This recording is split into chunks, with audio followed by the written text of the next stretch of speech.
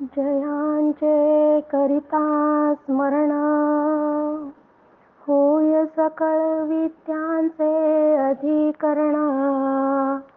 तेचे वंदूया श्रीचरण, श्री गुरूंचे. श्रुती स्मृती पुराणां आलयं करुणालयं, नमामि भगवत्पादं शंकरं लोकशंकरं. शंकरं शंकराचार्यं केशवं बादरायणं, सूत्रभाष्यकृतो वन्दे भगवन्तो पुनः पुनः. सदाशिवसमारंभा शंकराचार्यमध्यमाम्, अस्मदाचार्यपर्यन्ता वन्दे गुरुपरंपरा.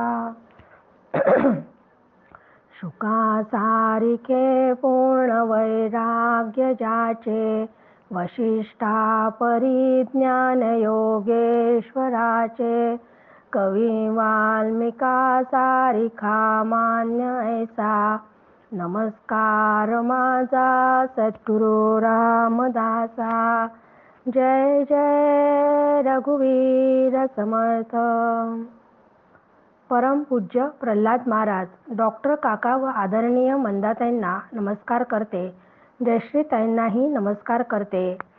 आत्माराम ऐकण्यासाठी जमलेल्या तुम्हा सर्व साधकांना वंदन करते. आज आत्माराम भाग 6, त्यात आपण त्याग निरूपणाचा विचार करत आहोत. मागच्या प्रवचनामध्ये श्री शारदा आणि सद्गुरूंना समर्थांनी वंदन केले ते आपण पाहिले होते. म्हणजे आता या समासातल्या 1 ते 10 ओव्यांचा आपला विचार करून झाला होता. आता 11व्या ओवीत समर्थ काय म्हणतात ते आपण पाहू. श्रीराम समर्थ श्रीराम, आता नमस्कारी न राम, जो योगियांचे निजधाम, विश्रांती पावे विश्राम, जय ठाई श्रीराम. की या ओवीत समर्थांचे श्रीगुरु म्हणजे प्रभू रामचंद्र व त्यांचे दैवत श्रीराम असे दुहेरी नाते असणाऱ्या रामाला समर्थ वंदन करतात. जेव्हा समर्थ श्रीगुरूंच्या संदर्भात बोलतात तेव्हा ते सच्चित आनंदरूप अशा रामाच्या संदर्भात बोलतात. तर जेव्हा दैवताच्या संदर्भात ते बोलतात तेव्हा दशरथ रामासंबंधी बोलतात. म्हणजेच समर्थांचा राम हा वाच्यार्थाने ईश्वर व लक्षार्थाने ब्रह्म आहे. या ओवीत समर्थ ईश्वररूप रामाला नमस्कार करतात. खरंच या नमस्कारा एवढे कुठलेच सोपे साधन नाही. त्यासाठी काही कष्ट करावे लागत नाही, काही धनसंपत्ती लागत नाही, कुठलीही साधन सामुग्री गोळा करावी लागत नाही. तर केवळ अंगी नम्रता, लीनता, आदर असला की झाले. असा हा ईश्वर रूप राम हे योगियांचे निजधाम आहे. अष्टांग योग मार्गाने जाणारे साधक योग साधून ईश्वर प्राप्तीसाठी त्या ईश्वराचे चिंतन करतात. योगाने शरीर व मनाला स्थिरता प्राप्त होते व चांगले आरोग्य व मनाची स्थिरता असेल तर त्या परमेश्वराचे चिंतन योग्य प्रकारे करता येते, ते करणे साधता येते. चिंतनाने मनाला अनुकूलता प्राप्त होऊन तेथे जीवाला विश्रांती मिळते. पण ही विश्रांती आरोग्य व शरीर सापेक्ष आहे.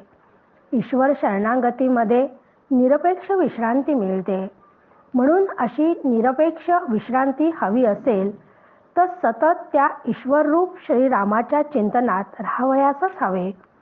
समर्थ एका पदात म्हणतात, राम गावा राम घ्यावा, राम जीवीचा विसावा. सतत त्या रामाचे गुणगान गावे, त्याचे गुण घ्यावेत. अशा ईश्वररूप रामाच्या चिंतनाने जो सतत सुखासाठी इकडे तिकडे धावाधाव करत असतो ती धावाधाव त्याची थांबते व विश्रांती प्राप्त करण्याचे जे एकमेव ठिकाण आहे की जे रामचरणी अनन्य शरणागत असतील त्याच जीवाला खरा विसावा मिळतो. अशा या सगुण ईश्वराला समर्थ या ओवीत वंदन करून नंतर आता निर्गुण रामाला समर्थ वंदन करतात. जो नाम रूप वेगळा, जो ये मायेहून निराळा, जेथे जाणिवेची कळा, सर्वथान चले श्रीराम. या ओवीमध्ये समर्थ आता निर्गुण रामाचे स्वरूप आपल्याला सांगत आहेत. सगुण राम म्हणजे अवतारी राम. त्या रामाचे रूप अत्यंत देखणे असून त्याचे राम हे नाव आहे, रघु हे त्याचे कुळ आहे, सूर्य हा त्याचा वंश आहे. असा हा राम या जगतात अवतार घेतो. त्या रामाचे अधिष्ठान ब्रह्म असून दिसणारे माईक जग मात्र अध्यस्त आहे. अध्यस्त म्हणजे भास. भास जेथे असतो त्याला अधिष्ठान असतेच. अधिष्ठानाशिवाय अध्यस्त पदार्थांना गतीच नसते. म्हणजे भास काळी जे सत्य वाटते त्या सगळ्या गोष्टी भास लयाला गेल्याबरोबर मिथ्या ठरतात. हे लक्षात घ्यावयास हवे. मिथ्या गोष्टी सत्याचं ज्ञान होईपर्यंतच आपल्याला सत्य वाटतात, पण एकदा सत्याचं ज्ञान झालं की त्या माईक आहेत हे लक्षात येते. अशा या माईक गोष्टींना नाम आणि रूप असते. ब्रह्मरूप राम मात्र या नाम व रूप या अभिव्यक्तींपासून असंग आहे. त्यापासून तो वेगळा आहे. म्हणून श्रुती म्हणते असंगोय पुरुषः असं वर्णन त्याचं करते. जे जे जे सावयव असते त्याला नाम व रूप असते, पण ब्रह्मरूप राम निरवयव असल्याने त्याला नाम व रूप दोन्हीही नाही.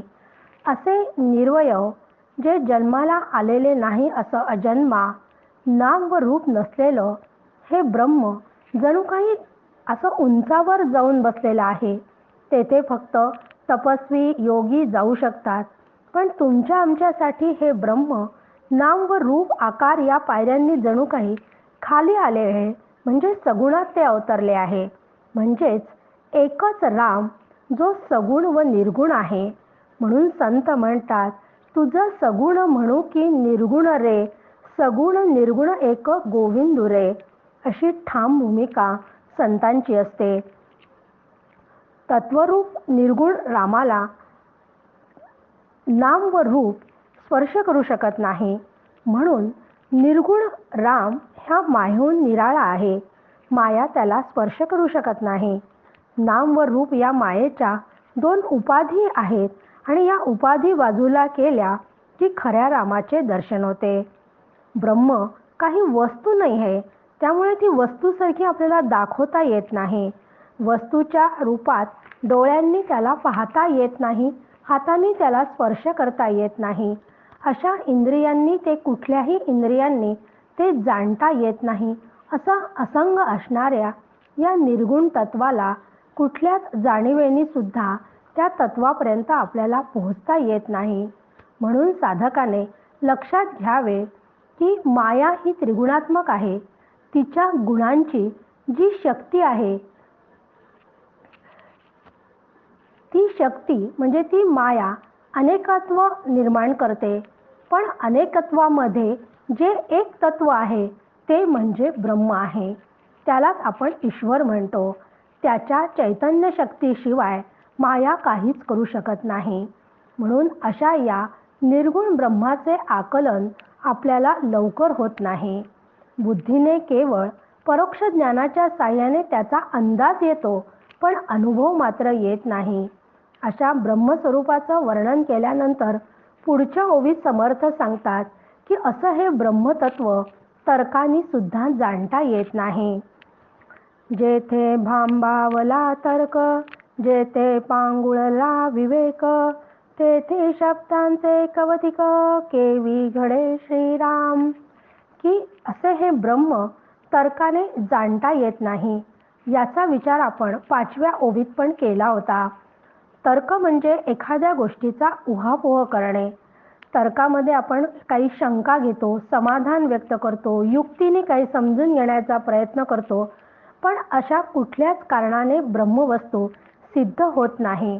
कुठलेच अनुमान त्याच्यासाठी योग्य ठरू शकत नाही. म्हणून तर्क हा भांबावतो व पांगुळा होतो असं समर्थ म्हणतात. अनुमान तर्क केवळ एका मर्यादेपर्यंत काम करतो आणि नंतर त्याचे काहीच तेथे चालत नाही. म्हणून तर्काने कधीच ब्रह्मज्ञान होत नाही. ब्रह्म सत्य आहे व जगत मिथ्या आहे हा पारमार्थिक विवेक वेदांतशास्त्राच्या अभ्यासाने शब्दातून समजावून घेता येतो. श्रद्धेने त्यावर विश्वास बसतोही, मनाला ते पटतेही. पण या सर्व साधनांनी साधना करून जो अनुभव येतो, जे ज्ञान होते ते परोक्ष ज्ञान असते. आणि परोक्ष ज्ञान झाल्यावर जेव्हा शब्दही मागे पडतो तेव्हाच अपरोक्ष ज्ञान होते. म्हणजे केवळ शाब्दिक विवेकावर अवलंबून राहिले तर ब्रह्मज्ञान कसे होईल? म्हणून नुसते शब्दज्ञान असून चालत नाही.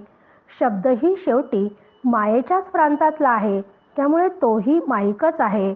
अनुभव काळी शब्दही संपतो व ब्रह्मज्ञानाची प्राप्ती होते. असे हे ब्रह्मज्ञान प्राप्त करण्यासाठी अथक प्रयत्न करावे लागतात. अनेक प्रकारच्या साधना सातत्याने त्या कराव्या लागतात.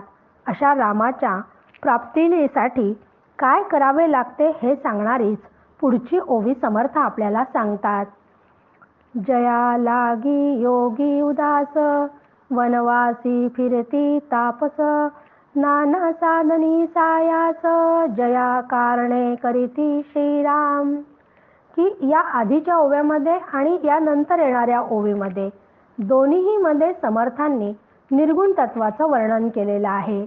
की जे निर्गुण तत्व पूर्ण काम असणाऱ्या श्रीरामाच्या प्राप्तीसाठी विद्वान लोक शांतपणे अनेक प्रकारची तपे करून त्या परमेश्वराची प्राप्ती करतात याचे वर्णन केले आहे.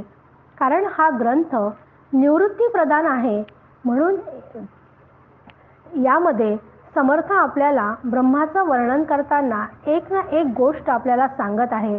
म्हणून तपस्वी योगी काय करतात या रामाला प्राप्त करण्यासाठी हेच सांगणारी ही ओवी आहे. असे हे योगी उदास वृत्तीचे वनात जाऊन तपश्चर्या साधना करतात. त्यासाठी अनेक प्रकारचे सायास म्हणजे प्रयत्न, कष्ट ते करत असतात. या ओवीमध्ये जेव्हा उदास हा शब्द समर्थांनी वापरला आहे पहिल्याच चरणात, की जया लागी योगी उदास. उदास हा शब्द ऐकल्याबरोबर आपल्याला एखाद्या व्यक्तीचा अजिबात मूड नसेल तर ती उदासपणे बसलेली असते असं आपण म्हणतो, की ती व्यक्ती उदास आहे, ती व्यक्ती नाराज आहे. हिंदी गाण्यांमध्ये सुद्धा ये क्या उदासी छाई वगैरे असं म्हटलं जातं. तर तसा इथे उदास या शब्दाचा अर्थ नाही. तर उदास म्हणजे उद अधिक आस म्हणजे उदास, की ज्याला जीवनात कुठल्याच गोष्टीविषयी इच्छा आकांक्षा राहिली नाही, ज्याने जीवनातून आस म्हणजे इच्छा हद्दपार केली असून ज्याच्या जीवनाचे ध्येय केवळ ब्रह्मानुभव घेणे हेच आहे. त्यामुळे देह किंवा जगतात ज्या काही उलाढाली सतत सुरू असतात त्याकडे हा उदास असणारा जो तपस्वी आहे तो त्याकडे त्रयस्थ दृष्टीने पाहतो. त्यानंतर वनवासी हा शब्द आला आहे, की वनवासी फिरती तापस. वनवासी म्हणजे हे तपस्वी लोक या जग रहाटीपासून थोडे दूरच राहतात. गरजेपुरता जनसंपर्क ते ठेवतात, पण बाकी सर्व काळ ते एकांतात घालवतात. कारण एकांतामध्ये केलेली साधना लवकर फलदायी ठरते. उदरनिर्वाहासाठी ते भिक्षा मागतात, नाहीतर केवळ दूध व फलाहार घेतात. असे हे तपस्वी तपश्चर्या करत असतात. कारण त्यांचे ध्येय आता ठरले आहे की रामाची प्राप्ती करून घ्यायची आहे. मग एकदा तुमच्या जीवनाचे ध्येय निश्चित झाले की त्या ध्येयाशी सुसंगत अशी जीवनशैली असणारे लोक म्हणजे तपस्वी असतात. त्याला तपश्चर्या म्हणतात. असे लोक विवेक, वैराग्य, समाधी, षटक, मुमुक्षत्व या चारही गोष्टी त्यांच्याजवळ असतात. साधनेने या गोष्टी ते कमवितात. त्यासाठी सर्व प्रकारच्या उपासना, ध्यान धारणा करून ते योग साधतात. असे तपश्चर्या करणारे जीवनाकडे पाहताना त्यांचा दृष्टिकोन अत्यंत उच्च प्रकारचा असतो. तुमची आमचा जसा सामान्य दृष्टिकोन असतो तसा या तपस्व्यांचा नसतो. एकदा रमण महर्षी आपल्या आश्रमातून बाहेर आले आणि आश्रमाच्या बाहेर जमिनीवर त्यांना काही तांदळाचे दाणे पडलेले दिसले. ते दाणे ते गोळा करत होते. तेवढ्यात त्यांचा एक भक्त तेथे आला आणि तो रमण महर्षींना म्हणाला की स्वयंपाकघरामध्ये पोतं भरून तांदूळ आहेत. त्यातले तांदूळ तुम्हाला जर हवे असतील तर मी आणून देऊ का, म्हणून त्यांनी त्यांना विचारले.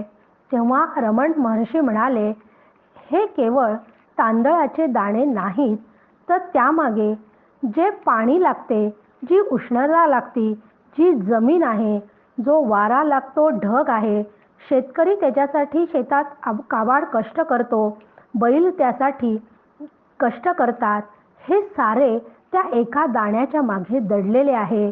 कणसाबाहेर हे जीवचैतन्य यावं म्हणून सगळ्यांनी किती तपश्चर्या केली आहे. मग याची जाणीव आपण ठेवावयास हवी की नाही, हे लक्षात घ्यावयासच हवे की हा ईश्वरी अंश समजून घ्या, असं रमण महर्षी या उदाहरणातनं आपल्याला सांगतात आहे. हे समजून घेणे ही तपश्चर्या आहे. या तपश्चर्येसाठी साधकाला मात्र खूप कस लावावा लागतो. अशी तपश्चर्या करण्यासाठी खूप प्रयत्न, कष्ट करावे लागतात. सामान्य मानवासाठी हे अत्यंत अवघड काम आहे. पण ब्रह्मज्ञानी मात्र मानवी प्रवृत्तीच्या विरुद्ध जाऊन हे कठीण साधना सहज साध्य करतात. कारण अजून एक कारण आहे त्याच्या मागे की मानवाची इंद्रिये, आपण विचार केल्यावर लक्षात येते की ती बहिर्मुख आहे. त्यामुळे या इंद्रियांची धाव सतत त्या बाहेरच्या जगताकडेच असते. मग या बहिर्मुख असणाऱ्या इंद्रियांना अंतर्मुख केल्याशिवाय श्रीरामाची प्राप्ती होत नाही. असे इंद्रिय अंतर्मुख करून खऱ्या तत्वाचा शोध घेणारे असे अत्यंत दुर्मिळ असतात. असे फक्त योगी, तपस्वी हेच लोक असतात. हे सांगून समर्थ आता पुन्हा पूर्ण काम असणाऱ्या श्रीरामाचं वर्णन पुढच्या ओवीत करत आहेत. ऐसा सर्वात्मा श्रीराम, सगुण निर्गुण पूर्ण काम, उपमाच नाही निरोपम, रूप जयाचे श्रीराम.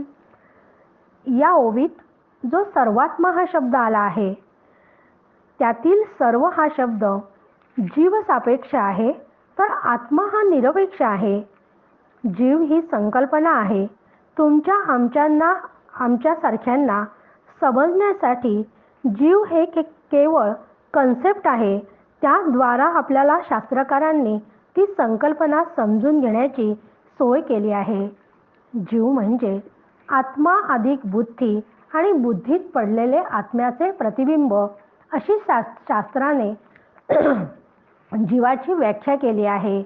यातील आत्मा स्वयंप्रकाशित, निर्वयव, अक्रीड असल्यामुळे कुठलीही क्रिया तो करत नाही. बुद्धी मुळातच जड असल्यामुळे ती स्वतः काहीच करू शकत नाही. पण जेव्हा या स्वच्छ बुद्धीमध्ये आत्म्याचा प्रकाश पडतो तेव्हा त्या बुद्धीत प्रकाश फाकतो. त्या फाकलेल्या प्रकाशालाच शास्त्रीय भाषेमध्ये आपण चिदाभास म्हणतो, म्हणजे जीव म्हणतो.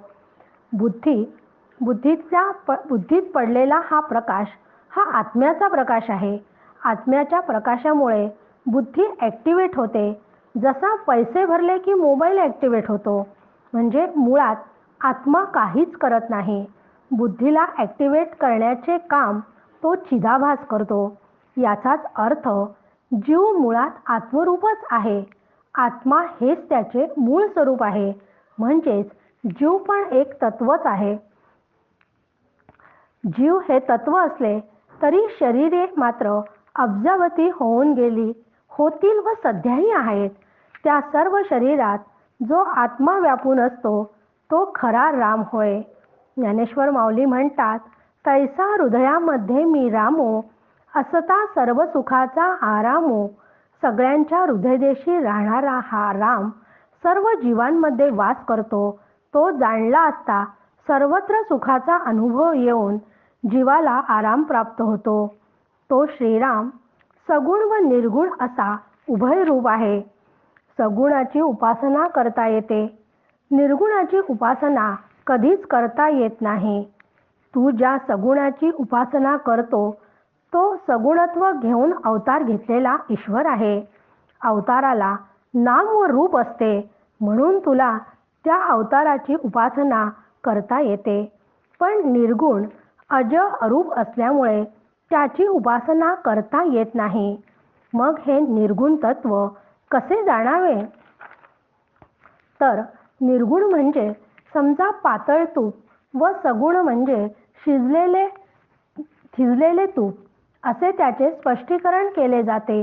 थिजलेले तूप रवा कणीदार असल्यामुळे ते अधिक चविष्ट असते म्हणून सगुणाकडे झुकते मापही संत देतात. आपल्याला सगुण रामाचे अत्यंत लोभनीय असे रूप पाहून त्या अवतारात त्यांनी केलेल्या कार्याचे वर्णन ऐकून वाचून त्यांची पूजा करताना अनेक प्रकारची फुले, पाने, उदबत्ती, धूप, कापूर असे अनेक प्रकारचे नैवेद्य 56 भोग त्याला देता येतात व सगळे करताना त्यात आपण इतके रंगून आणि रमून जातो की तोच खरा देव समजून मुख्य देव बाजूला पडतो. केनोपनिषद सांगते, तदेव ब्रह्म त्वं विद्धि नेद यदधी मुपासते. ते निर्गुण ब्रह्म तू जाण. तू ज्याची उपासना करून त्यात रंगून रमून गेलास ते ब्रह्म नाही. आधी सगुणाची उपासना करून संत शास्त्र काय सांगतात ते ऐकून ते सर्व समजून घेतले की हळूच सगुणापासून सुरू झालेला हा प्रवास निर्गुणापर्यंत न्यायचा. निर्गुण तत्व समजण्यासाठी सगुणाची आवश्यकता आहेच, पण केवळ त्यात न अडकता त्याच्या आधाराने पुढची वाटचाल केली की लक्षात येते की सगुण व निर्गुण दोन्ही एकच आहेत. असा सगुण व निर्गुण राम हा पूर्ण काम आहे. पूर्ण काम म्हणजे ज्याच्या सगळ्या इच्छा पूर्ण होतात असा त्याचा अर्थ घ्यायचा नाही, तर ज्याच्या इच्छा आकांक्षांना पूर्ण विराम मिळालेला आहे असा त्याचा अर्थ आहे. अनंत कोटी ब्रह्मांडात जे जे आहे ते सर्व त्याचेच स्वरूप असल्यामुळे त्याला अमुक हवे अशी इच्छा करण्याचे कामच नाही. म्हणून ज्ञानेश्वरीमध्ये ज्ञानेश्वर महाराज म्हणतात, ऐसे हे किती सांगावे, हे वस्तू जाताची आगवे, मजापासून जाणावे विकारले असे श्रीराम. की सर्वच हे त्याच्यापासून निर्माण झालेले असल्यामुळे त्याला अमुक हवे अशी इच्छा करण्याचे कारणच नाही. अपूर्णता असेल तर काहीतरी हवे आहे अशी इच्छा होते, पण हा पूर्ण काम असल्यामुळे त्याला इच्छा होण्याचा प्रश्नच येत नाही. असा पूर्ण काम राम एकमेव अद्वितीय भेदरहित असल्यामुळे त्याला कुठलीच उपमा देता येत नाही. उपमेसाठी दुसरे हवे आहे. समजा येथे समोर अनेक प्रकारचे पेन पुस्तके ठेवलेली आहेत. मग त्या सगळ्या पुस्तकांना पेनाला नाम रूप आकार असल्यामुळे त्यातला निळा पेन मला दे म्हटल्याबरोबर पटकन आपण निळा पेन उचलतो. टेबलावर रामाचे चित्र असलेले पुस्तक दे म्हटल्याबरोबर पटकन आपण ते नेमकं पुस्तक उचलतो. म्हणजे मला जे नेमके पाहिजे आहे हे सांगण्यासाठी दृश्य जगतामध्ये या सगळ्या गोष्टी म्हणजे नामरूप असलेल्या वस्तू असाव्याच लागतात, त्याच्याशिवाय आपल्याला ज्ञान होणार नाही. पण त्यातही अनेक पुस्तकं असताना रंग वेगळे असले तर नेमकं पुस्तक कोणतं हे आपल्याला समजते. म्हणजे त्याच्यासारख्या अनेक वस्तू तिथे असतात, पण ब्रह्म मात्र असं नाही आहे. ब्रह्म एकटेच असल्यामुळे उपमेसाठी काही त्याला उपलब्धच नाही की ते याच्यासारखे आहे असं सुद्धा कधीच सांगता येत नाही. उपमा देणाराही तिथे अस्तित्वात नाही. म्हणून तुकाराम महाराज म्हणतात, तुका म्हणे सर्वोत्तमा, तुझं काय द्यावी उपमा, असा हा अरूप रूप श्रीराम आहे. म्हणून पुढच्या ओवीमध्ये समर्थ आता संत आणि सज्जन असणाऱ्या श्रोत्यांना वंदन करतात. आता वंदिन संत सज्जन श्रोते, जे कृपाळू भावाचे भोगते, माझी वचने प्राकृते, सांगीन तया पाशी श्रीराम. तयांचे वर्णावे स्वरूप, तरी ते स्वरूपाचे बाप, जे वेदांसी सांगावे नारूप, ते जयाचे निप्रगटे श्रीराम. की आता या 2 ओव्यांमध्ये सज्जन व श्रोते असलेल्या श्रोत्यांना समर्थ आधी वंदन करतात. या ओवीत श्रोत्यांना आदराने समर्थांनी सज्जन म्हटले आहे. तर दुसऱ्या ओवीमध्ये म्हणजे 18व्या ओवीमध्ये ज्याचे स्तवन करावयाचे त्या संतांचे वर्णन समर्थ करतात.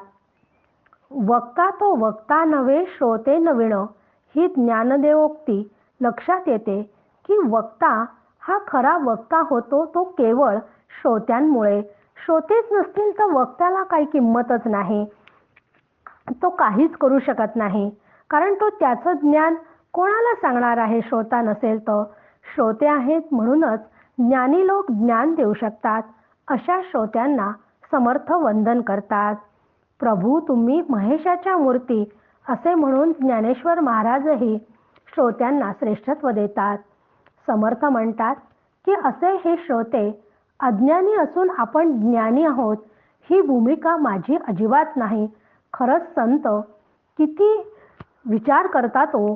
ते कधीच कुठल्या गोष्टीचं स्वतःकडे क्रेडिट घेत नाही, स्वतःला ज्ञानी म्हणत नाहीत. जे काही त्यांच्या हातून कार्य घडते ते सगळं सद्गुरू कृपेनेच घडते असा त्यांचा ठाम विश्वास असतो. म्हणून इथं प्रांजळपणे समर्थ सांगतात की हे श्रोते अज्ञानी असून आपण ज्ञानी आहोत ही भूमिका हे सांगताना माझी अजिबात नाही. तर हे श्रोते कृपाळू होऊन माझे सांगणे ऐकत आहेत. ते केवळ निरूपणातील भाव जाणून घेण्यासाठी उत्सुक असून त्या भावाचे ते भोगते आहेत. मी माझे हे सांगणे मराठीत असले तरी त्यांचा भाव ओळखून त्यांना मी हे सांगेन. या ओवीत कौतुकाने त्यांनी श्रोत्यांना संत म्हटले, पण संत नुसतं कौतुकाने श्रोत्यांना म्हणणे वेगळे व खरे संत वेगळे आहेत. जे खरे अनुभवी संत आहेत त्यांना समर्थ इथे वंदन करतात. त्या संतांच्या स्वरूपाचे वर्णन करावे तर ते स्वरूपानुभूतीला जणू जन्माला घालतात. वेदांमध्ये या स्वरूपाचे वर्णन शब्दात केलेले असते, पण प्रत्यक्ष त्या स्वरूपाचा अनुभव आल्यानंतर जो अपरोक्ष ज्ञान प्राप्त होते ती सांगायची वेळ आली तर शब्द मुके होतात. कारण या शब्दांनी केवळ परोक्ष ज्ञान होते, अपरोक्ष ज्ञानाची प्राप्ती होत नाही. वेदही नेती नेती म्हणून हात वर करून टाकतात. असे हे वेद ही केवळ शब्द आहेत. शब्द जड आहेत, तर त्या ब्रह्माचा अनुभव घेणारे संत मात्र चेतन आहेत. त्यामुळे त्यांचा अनुभव जिवंत असतो. असा अनुभव जेव्हा संत आपल्या मुखातून सांगतात तेव्हा त्या मुखातून येणारा प्रत्येक शब्दांना अनुभव देण्याची क्षमता त्या शब्दांमध्ये असते. म्हणूनच संत संगतीला अत्यंत महत्त्व आहे. हरिपाठामध्ये ज्ञानेश्वर महाराज म्हणतात, संतांचे संगती मनोमार्ग गती, आकळावा श्रीपती येणे पंथे. अशा संतांच्या वाणीतून ब्रह्मानुभव प्रगट होतो. श्रुती स्मृतीचे अर्थ आपण होऊन या मूर्त अशा शब्दात ज्ञानेश्वर महाराज त्याचं वर्णन करतात. त्याच वाणीमध्ये अनुभव प्रगट करण्याचे सामर्थ्य असते. म्हणून पुन्हाही हरिपाठात ते सांगतात आपल्याला की साधू बोध झाला तो नुरोनिया ठेला, ठाईच मुराला अनुभव. हा ग्रंथही संत रामदास स्वामींना आपल्या अनुभवातून साकार केलेला आहे, म्हणून या ग्रंथाला अत्यंत महत्त्व आहे. अशा या गूढ आत्मतत्वाचा अनुभव ज्याला आला आहे ती व्यक्ती तर महान आहेच, परंतु ज्यांना ते तत्व जाणून घेण्याची इच्छा आहे अशा दोन्ही व्यक्ती खरोखरच महान आहे. म्हणजे हे खरं म्हणजे आश्चर्यच आहे. कारण काही किचकट असलं की त्याच्याकडे आपण ढुंकूनही पाहत नाही ना. पण इथे म्हणजे एवढं हे गूढ तत्व सुद्धा अनेक लोकांना जाणून घ्यावं वाटते, हे पण एक आश्चर्यच आहे. कारण कर्म, भक्ती, ज्ञान या त्रिकांडात्मक मार्गामध्ये ज्ञान मार्गाने जाणाऱ्यांची संख्या अत्यंत कमी आहे. म्हणून अशा मार्गांनी जाणाऱ्यांबद्दल आश्चर्य वाटते असं कठोपनिषद सांगते. आता या गुह्य ज्ञानाला 18व्या ओवीपासून समर्थ सुरुवात करणार आहेत. त्या ओव्यांचा विचार मात्र आपण पुढच्या निरूपणात करू. जय जय रघुवीर समर्थ.